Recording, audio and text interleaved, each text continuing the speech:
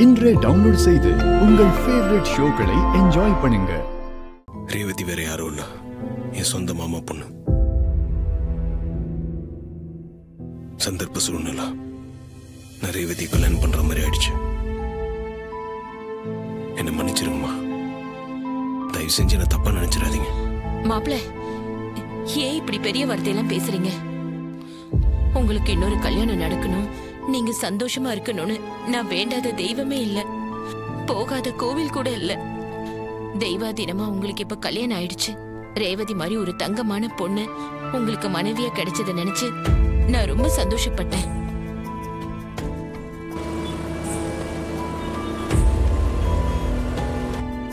இந்த ரெண்டு குடும்பமும் ஒண்ணு சேரணும்ன்றது என் அம்மாவோட கடைசி ஆசை. இது நான் நிறைவேற்றியாகணும்.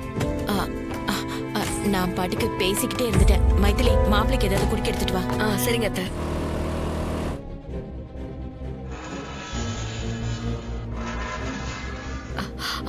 அத்தை, ரேவதி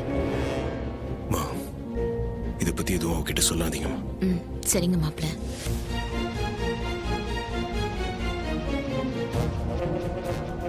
அக்கா, உங்களுக்கு ஒண்ணும் இல்லைல்ல? நல்லா இருக்கீங்கல்ல? எனக்கு ஒண்ணும் இல்ல ரேவதி, நான் நல்லா இருக்கேன். உங்க வீட்டுக்காரர் வந்து என்ன வந்து காப்பாத்தினாரு. அந்த பொம்பளை பொறுக்கே என்ன பண்ணீங்க? அவனை போலீஸ்ல ஒப்படைச்சாச்சு. இப்பதான் எனக்கு கொஞ்சம் நிம்மதியா இருக்கு. ரேவதி, இதுல நான் உனக்கு தான் நன்றி சொல்லணும். நான் உனக்கு போன் பண்ணி சொன்னதுமே உன் புருஷனை அனுப்பி என் மருமகளோட மானத்தை காப்பாத்திட்டேன். இந்த உதவியை நான் என்னைக்குமே மறக்க மாட்டேம்மா. அம்மா விடுங்கம்மா, என்னால முடிஞ்ச உதவியை செஞ்சேன், அவ்வளவுதான். ராஜா, நான் சொன்னது இவங்களதான். இவங்க ரெண்டு பேரையும் நீ பார்த்து அறிமுகமாயிட்ட. கும்பாபிஷேகத்துக்கு அறிமுகப்படுத்தலான்னு இருந்தேன், ஆனா முடியாம போச்சு.